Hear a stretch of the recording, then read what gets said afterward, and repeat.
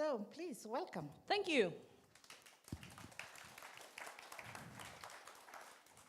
So, I have to turn on my computer as well. Hello, very nice to be here. Thank you for inviting me.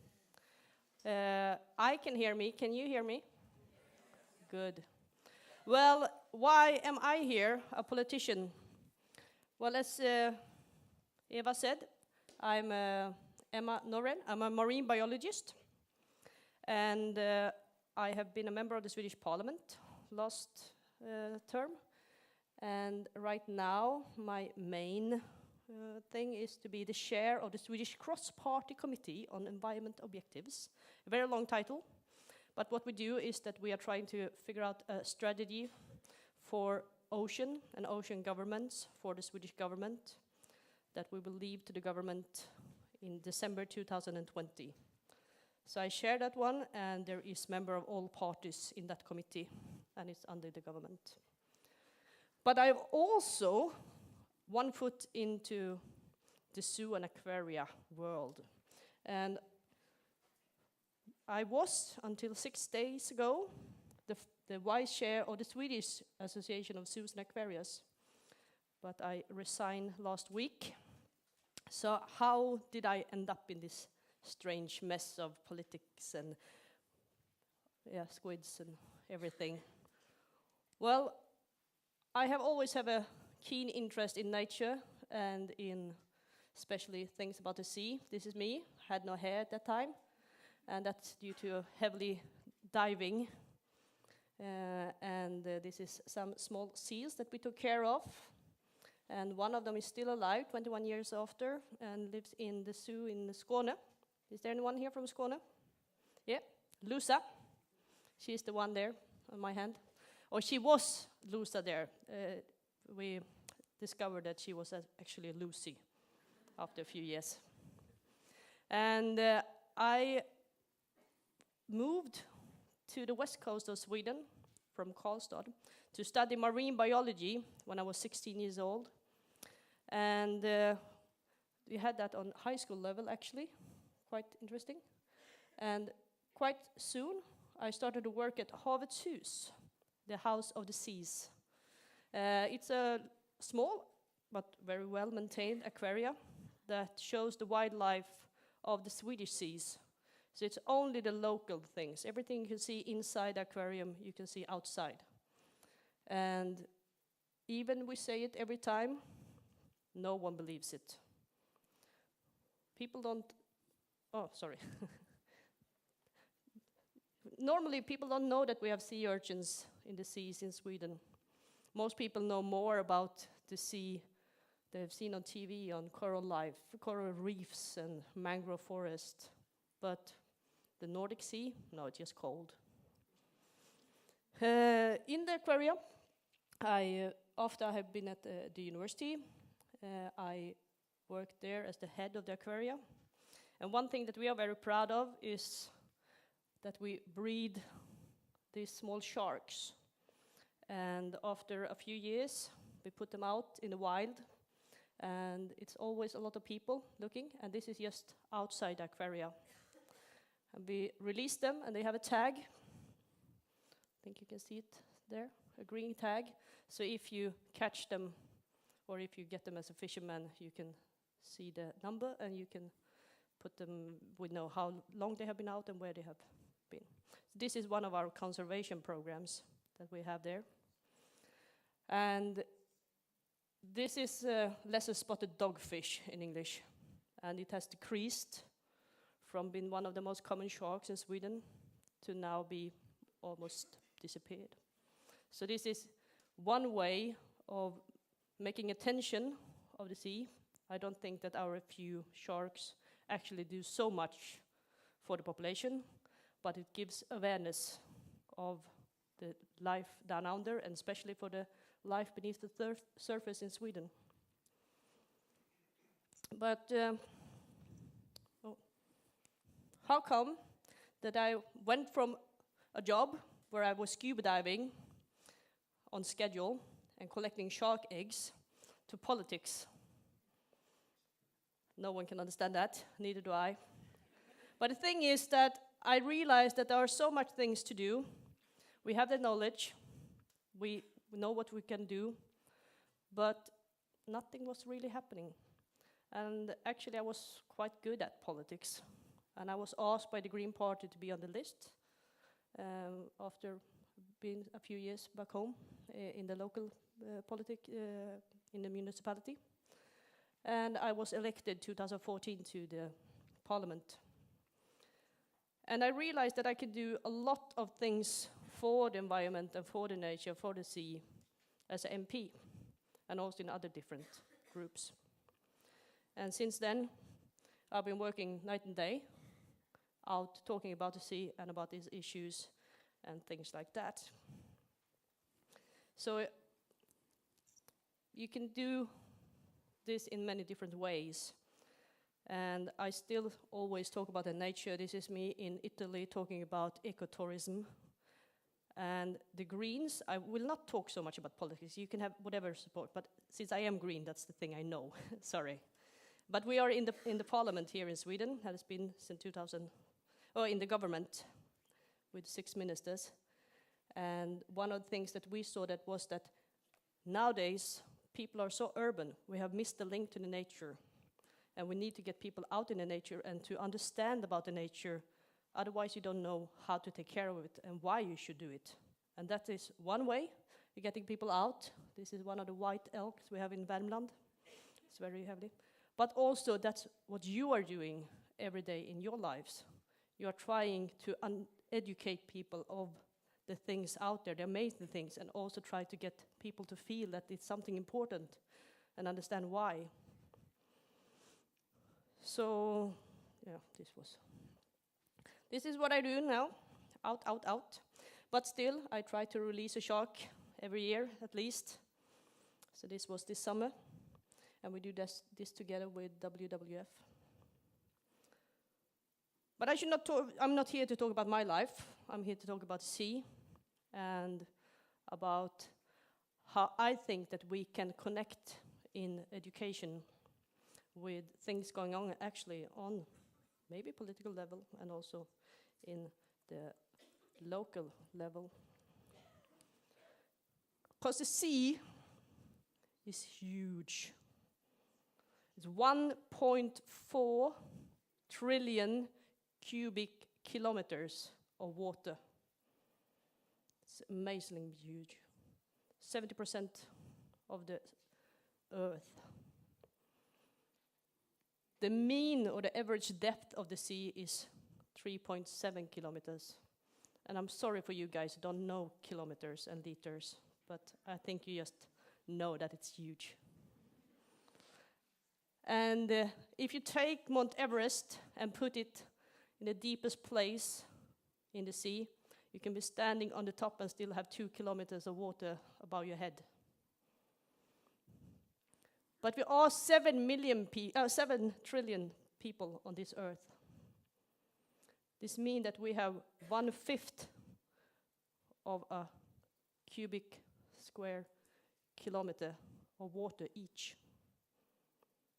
Then it gets less. That's 600 times 600 times 600 meters that are just my sea, my part of the sea, or your part of the sea. And when you think about that, you understand that they have to be connected and they are interlinked. And every second breath we take is with oxygen from the sea.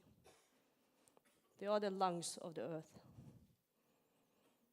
But when you realize that for us humans, we have 1/5 of this cubic kilometer, that's not much. And as you know, all the life needs the sunlight. And it's only the first 30 or so meters where it actually have any photosynthesis. So everything below there have been transported from the surface and down. Which means that if I have my 600 times 600 times 600 meters of seawater in the coastal area, I will be quite well fed. I will have fish, I will have shrimps, I will have seaweeds and oxygen. If Sarah gets her in the middle of the Atlantic on 2,000 meters depth, she will be hungry. If not, we all are interconnected. And I don't say this to scare you off, it's just to make sure that even if it's so huge, you can realize that it's quite, actually not so much. And the thing is that it's so small that we humans have actually pushed it. And I used to say that the sea mirrors our lifestyle. What we see in the sea is something from our lifestyle. Plastic, it's something that's very visual. But you also have pharmaceuticals. If you take a painkiller, most of it actually goes down in the toilet and flushed out and go out. And one of my professors once said, you can say a lot about the fish in the sea, but they don't have a headache. But there are even worse things than painkillers. You have hormones and things like that goes through. We use the sea as we are pleased. We fish too much, we pollute it too much, and we explore it too much. We have actually had so much carbon dioxide in the atmosphere that it has buffered down to the sea, so we have changed the pH of the oceans. And this is going further and further. You can see that it's around the poles, it's by far most. And even if we should stop today, there's still so much carbon dioxide in the atmosphere that it will buffer to the sea for 80 more years. And what I know, no one is stopping emitting CO2 today. And how this affects the sea, yeah, we know it will affect it, but it will be different if you're in the coastal areas or if you're out in the big, deep sea or out on the surface. We also know that it's so warm now that we can see that migrating fish that usually goes around here have changed the path because the surface water around the equator is so warm, it has become a wet desert. Not so good. So winter is coming, even if it's going to be hot for some of us. This is a picture from Houston, Texas. It's from last autumn, where they had these hurricanes and storms. And they had 3 storms during the autumn that was in the magnitude of 1 in 500 years. This doesn't mean that they will not have any storms now for 1,500 years. It's a sign that something is wrong out there. Yes. This is a woman I met together with her friends in a women collective in Zanzibar. They are growing algae. Have you eaten algae? Have you brushed your teeth today? Yeah, then you have algae in your mouth. Do you eat ice cream? Yeah, algae. Everything that makes things thick is usually made of algae. That maybe this woman have grown. They have put it quite close to the shore just so we could see it, but usually they are about 1 kilometer out here. Can only go out when it's low tide. And these algae, they grow in a cycle of 60 days. They have to go out, put them together and harvest them and everything. And if they manage to make it right, they will get about $18 to $20 US dollars a month. And that is enough to go to school for her kid. Nowadays, the water here is so warm that the algae have got a fungi, an infection, that it grows very slow and less quality, and they will not get the same amount of money. This is not due to her lifestyle. It's about the Western world's lifestyle that have made the sea too warm. And when we in Sweden talk about these issues, we usually talk about it when climate change will happen over there somewhere. But this summer, we saw it here in Sweden. We had one of the warmest summer ever. We had fires in the forest and drought. It's even hard to find Swedish ecological growth crops to this day because of the drought this summer. And the groundwater is still very, very low. And they say that this will be the case this summer too, even if it rains. Because this is what it all is about. Have you heard about the planetary boundaries? It's when you put all the different scientific knowledge all together. It's made by the Swedish Resilience Center. It was published first time in Nature 2015. And if you're gonna use the planet in a sustainable way, you should be in here, in this layer. And as you see, we don't do that. We are far above what we can do with the earth. And we talk a lot about climate change. It's not the worst one, but it makes the other ones stronger and force the other ones together with genetic and biodiversity. But this is what we see. The lack of species is going away. We heard about dying insects and everything. So for me, when I talk about this, we also see land use when we use nitrogen or phosphorus eutrophication in a very bad manners. That is not useful. In Sweden, we buy fertilizers from other countries and use them in Sweden instead of using the things we already have here and make the circular economy. And I will not continue to be this dark. I just want to set the picture, you see. One more thing that I think is good when you educate and you talk to people is the ecological footprint. When you put everything you use together, how large is your ecological footprint? You can make this calculator. You can look at your own ecological footprint. Now when you are here in Sweden, you should know that Swedish people, or Swedish citizens, are the one actually top notch when it comes to knowing about climate change and what happened in the environment.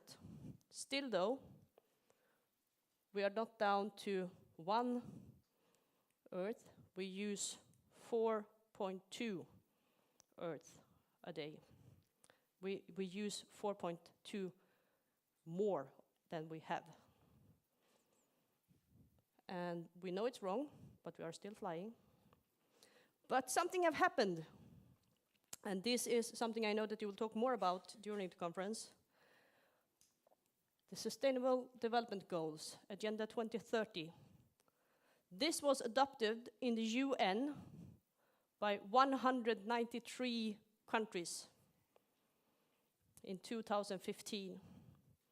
And it's an agenda for the whole society and for the community and for the world with 17 goals.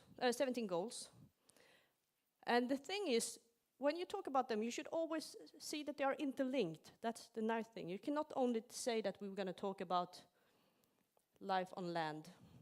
Because when you look at life on land, you see that they are needing, number 6, clean water. And altogether, they are always interlinked. And sometimes you see them as a pyramid in this shape. And you take one off, they all fall apart.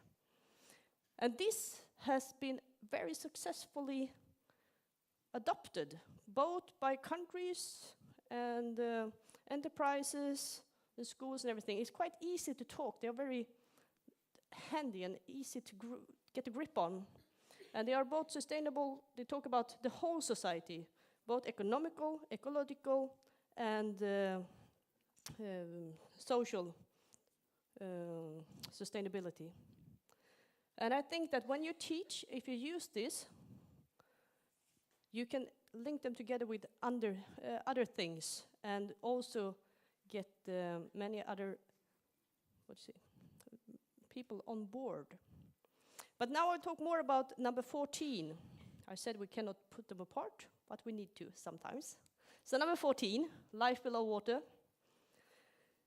This is the only goal that doesn't have any UN body, any UN organization that actually has the whole. There is no one that has the whole sea. They have parts of the sea. So while all the other goals have somewhere to fit in the UN system, goal number 14 was hanging loose. So Sweden raised its hand, 2015, and said, we maybe don't have the largest part of the sea, but we are quite good in making meetings and make things happen. So together with Fiji, that will actually disappear if we don't do anything, we can take care of this, at least for the beginning. And so we did. And the result was the largest conference in the UN building, headed by not UN, but a state. I was there. And here we see the Vice Prime Minister of Sweden, Isabella Lövin. And this is how happy we were when we finally made it from just an idea to actually have this huge conference with 1,400 different suggestions from countries, bodies, and everything that was voluntary, saying that we're going to do this. And I was actually invited speaker, and this is the Swedish Crown Princess. Even if he looks away, she was actually listening to me. Twice. And this is in Sweden, but you can see it, all these goals can you take down to targets that can fit you in what you are doing. Because let's go back to sea. One of the largest part, we talk a lot of plastic, but the largest thing is fisheries and how we fish and what we take up. It's not sustainable at all. Also, the fishing methods, how we do it. If you take this small shark up here, it's very common here in Europe, in the northern part of Europe, or was. It has disappeared to 98%. Only 1% to 2% left. These ones, or these guys, they will not be mature until they are 24, 25 years old. And then they're going to find a mate, and they will mate. And then they have a pregnancy for 22 months, like an elephant. And then they give birth to 3 to 10 small baby sharks that are bred alive. There are eggs inside the mother. And then they will live for 25 years before they find their mate, and so on. As you see, but they eat herring and mackerel that live quite short. So when you fish with a trawl and you get these, you understand that quite quick they decline. It's like catching elephants with a trawl when you're going for, I don't know, hens or something. So it's very disturbing. Eutrophication. This is the Baltic Sea. This is Sweden. Here we have Latvia, Lithuania, Finland. And these green things here, algae blooms. One single cell algae blooms due to eutrophication. I will come back to the Baltic soon. Ocean acidification, as I told you, that is when you have carbon dioxide, CO2, in the atmosphere that actually buffers to the sea and make it more sour. And you know what's happened if some things be sour? It makes hole in things that are made from carbonite. Sorry, I messed. The thing you make shells of? I'm looking at the English speakers here in the front. Calcium. Yeah, thank you. So if you have a sour environment, it's not good for things that have shells. easier to say. And everything in the sea has shells, almost. Even the scales on a fish. So that's not good. Temperature rise, pollutants, we said. Aqua aliens, fancy name, not good. That means that you have species that are traveling from one side to the others. You talk about it in a terrestrial environment. I think many of you are aware of it, and maybe if something gets lost from a zoo. But it's really huge in the sea because you have no boundaries. And also, we humans, we like to be everywhere.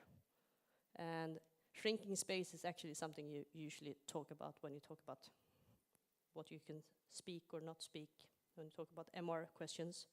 But I think it also makes sense to talk about it here in the sea, because we want to have boats, we want to build, we want to be close to the sea, and we are actually building out in the sea. All these things, you can find a way of looking at it from different angles.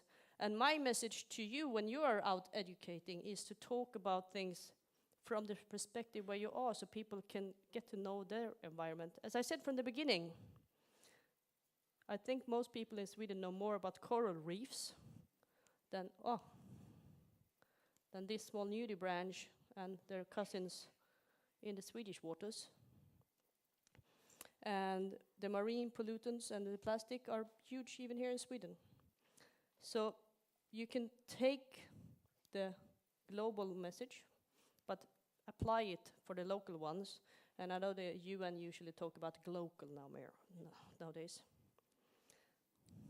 And so when I speak in Swedish, I talk about the Swedish environmental goals. These are in Swedish, that we have had since 2019. This is what I work with daily. And when you look at the Earth, this is still in Swedish, but 2/3 of the Earth is water, 98% is salt, and the average depth is almost 4 kilometers. But this is Sweden, and we have a very strange or nice, whatever you look at, home here in the Baltic, that is just out here. Very special area. It's almost like a lake. Don't say that loud to other people, because it's a very huge sea. But you see, it's very narrow here between Sweden and Denmark. So out here at the big Atlantic, it takes almost 20, 30 years before all the water here have changed and goes back. And the numbers you see here is the salinity. So up here in the north of Sweden, you can almost drink the water. And then it gets saltier, but still not salty. Until you come here, where you have the oceanic salinity. And that also affects the animals. You can see, this is big animals that you can see and handle. We don't talk about the small microscopic here, but this is the animals you can see. Out here, we usually say that we have 2,000 species, which we have. But if you look at the one that you can actually see with your eyes, we are almost 800. And then it was less and less and less and less. And up here, it's only 29 animals. Because this brackish water is very stressful, and very few that has adapted to it. And I think that if you're here in Sweden and you have the Baltic Center yesterday, or the icebreaker, how many were there? Good, I was not. But this is one of the most polluted areas in the world. One of the most polluted areas in the world. And that's not because we are the worst bad guys, but it's because it's so enclosed, so everything we have done around here have stayed. And it's almost 90 million people living around the Baltic. So we have huge problems with eutrophication and also old pollutants and stuff like that. But it also gives an opportunity when you're educating, because it's a quite small area and it's easy to think of and to explain how it works, and most of the people around here knows the species. And still, the loop is quite big. When you take a terrestrial, a forest, you know that the sun comes and you have something greens, you have someone eating the greens, and then you have someone to eat that one. Quite small chain. Don't laugh. But when you go to the sea, even this is very simple, the sea is much more complex. You have these small microscopic algae, one single cell. And one day you can go out and you can see this green mass, as I show you in one picture. And then 2 days afterward, you go out and you see none, because the bloom is over and they have died. Imagine to go out in a forest and one day it's full of Christmas trees, and the next day you come, it's gone. The change in the sea is quite different, and it's also very nice to talk about. And you have all these small microscopic things that you can eat. And you can also model it. What we have seen is that the big fish, the cod in this case, have disappeared,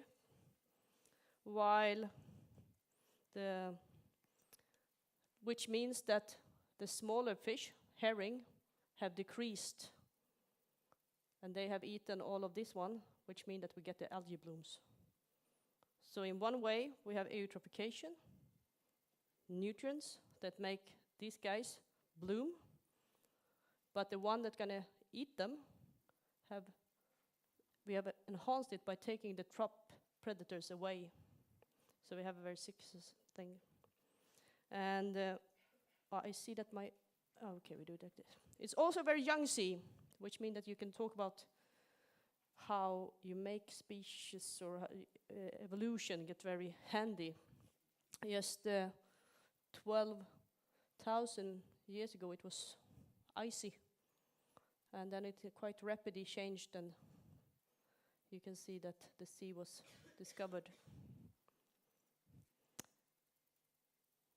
If we look at this picture again, when we start to use fertilizers and we use agriculture in a way that we could have more, from the beginning it was quite good. We got a lot of these small algae, and a lot of this and a lot of this, which made a lot of cods. And this is what the catches looked like in the 80s. 1/4 of all the cods in the world was caught in the Baltic Sea. But it wasn't sustainable. It crashed. And now the cod looks like this in the south of Sweden. We call them a Thai cod because they look like a Thai. Cannot go into why, but we can see that we have here, this red part is anoxia, where you have no oxygen in the bottom layer. We used to say that the anoxic part of the Baltic was as large as Denmark, but last year we changed it and we say it's not as large as Denmark anymore, it's as large as Iceland. It has grown. The black ones here, that's what it looked like 100 years ago. And this is due to algae blooms.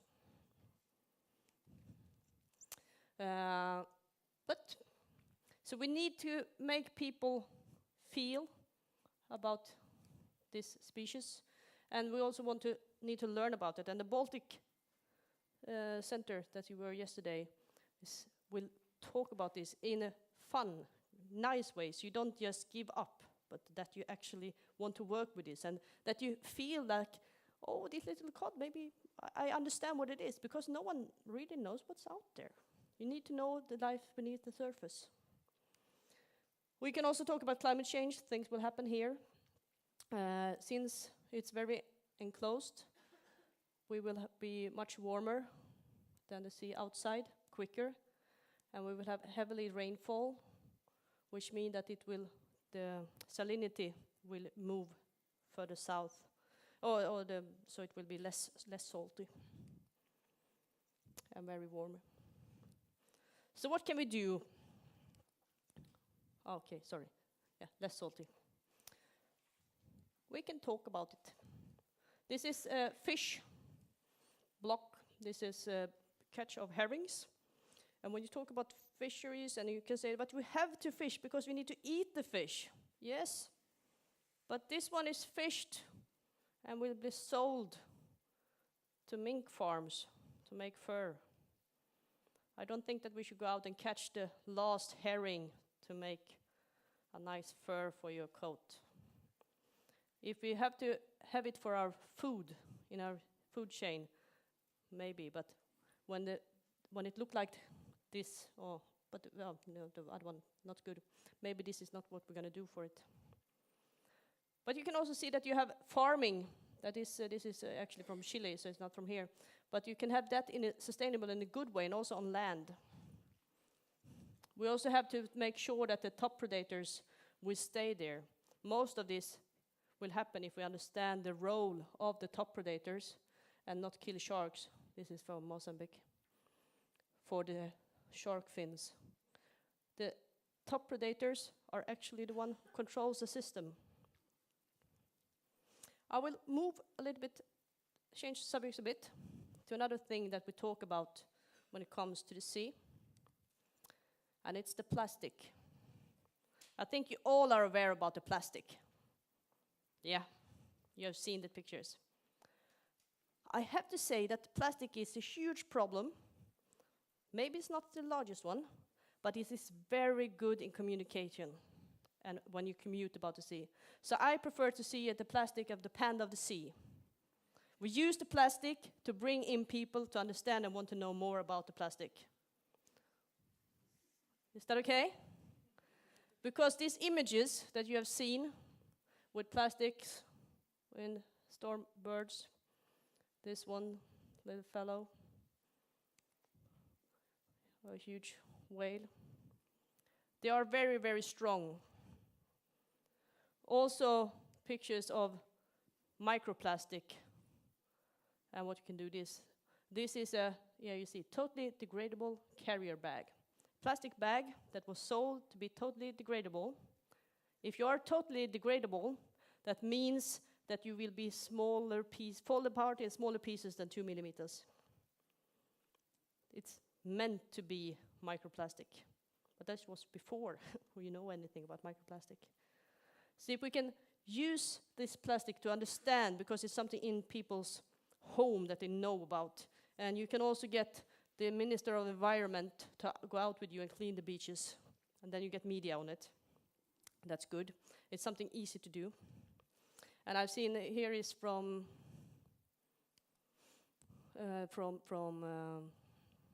Senegal, where they had urban gardening together with take care of your plastics at a fair. It was really a nice example to see what you can do with your trash together. And you can do all this to make it things to come close to, or you can release a shark and then talk about all the things so that you can get it on side. You cannot just hammering in the bad things that I did to you, but you have to know them so that you can make sure that people will care about it. And if you do this, you can also get the wise Prime Minister of Sweden to put on your wetsuit and also release a shark. And then you have the politicians with you.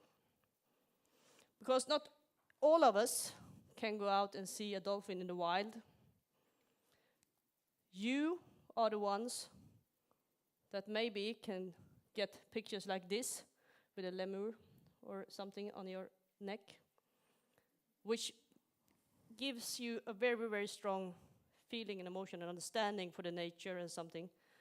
But you cannot give this to all your visitors, but you can at least maybe do this, take a sheep, and you can explain about these other animals and what they do and what's happening in Madagascar so that people understand that.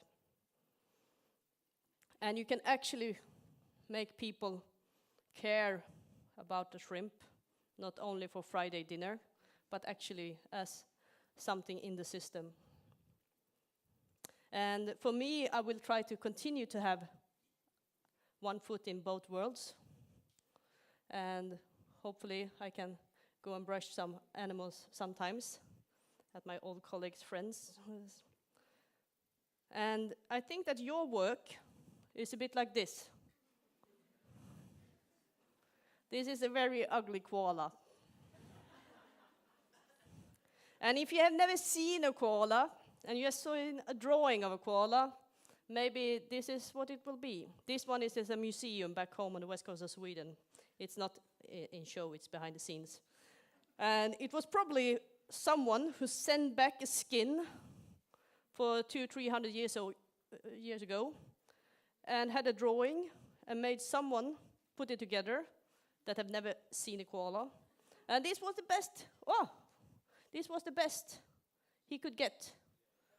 And if you look at it from the other side, it looked like a dachshund, like a small wiener. But I don't think that we should blame the one who made it, because it did it best. But if you don't know, you cannot make the right choices. And your job out at the zoos and aquariums is to make people know what you're doing. You have the conservation, you have the knowledge, you have the animals. Why? Make the koala great again. Because this is how they're going to look. And if we have them all together, and if we make people find this, we can have them out in the wild and we don't have to worry about them again. Or the fish. So that's what me. Thank you.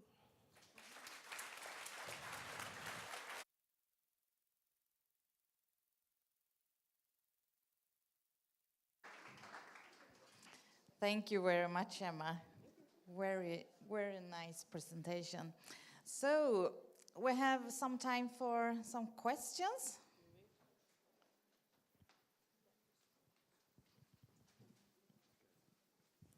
Thank you very much, Emma. That was great. Thank you. The zoo community is well known for cooperation and working together. How have you found the other countries around the Baltic with sort of working together? Is there a difficulty in dealing with all the different countries that surround the area? When it comes to, the political issues, we have a very long tradition of working together. We have the Helsinki Commission that is from 1972, I guess, and they have many action plans been made, but there are difference between nice word and come together around a table and then make the action happens outside. And that's where we have lacked. And we have also had very different structure. From the beginning, most of them were not a part of EU. We were not a part of EU. Now we have EU as a part. And of course, one of the biggest things for the eutrophication in the Baltic has been untreated sewage. Toilet things going right out from the other side of the Baltic from here, because you had not have a sewage water treating plant, wastewater treatment. Thank you. But when they opened one 5 years ago, sometime in Kaliningrad, and I think that was, so many percentage of what actually was leaking out that was by that stopped. So it's work in progress. The thing is, since the Baltic are almost like a lake. When you put things in, you load it. And now we have upload for so many years ahead that we have to have try to get it away from there. So, but I think the Baltic is quite good, but it's always hard, and we have a big country that is not always easy to work with. Say so. Okay, at least 2 more questions. Hands up. Oh, they don't want to talk to me. There.